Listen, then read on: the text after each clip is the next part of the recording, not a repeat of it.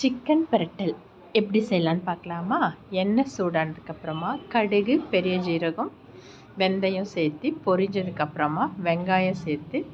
நல்லா மிக்ஸ் பண்ணி மல்லி இலை, கருவேப்பிலை ஆட் பண்ணி கொஞ்சம் கூட வதக்கிட்டு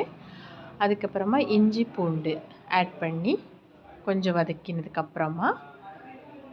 க்ளீன் பண்ணி வச்சுருக்க சிக்கனை சேர்த்து மஞ்சள் தூள் ஆட் பண்ணி நல்லா கொஞ்சம் மிக்ஸ் பண்ணி அப்படியே லைட்டாக அந்த எண்ணெயிலே வேக விட்டு அதுக்கப்புறமா தக்காளி சேர்த்து கொஞ்சம் மிக்ஸ் பண்ணி அந்த எண்ணெயில் வெந்ததுக்கப்புறமா டேஸ்ட்டுக்கு ஏற்ற மாதிரி உப்பு சேர்த்து அதுக்கப்புறமா தேவையான தண்ணி விட்டு வேக வச்சு கொஞ்சம் வெந்ததுக்கு பிறகு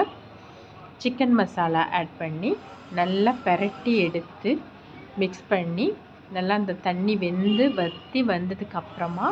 மிக்ஸ் பண்ணி அப்படியே சர்விங் பிளேட்டில் மாற்றி பெப்பர் தூவி சாப்பிட்டா சிக்கன் பிரட்டல்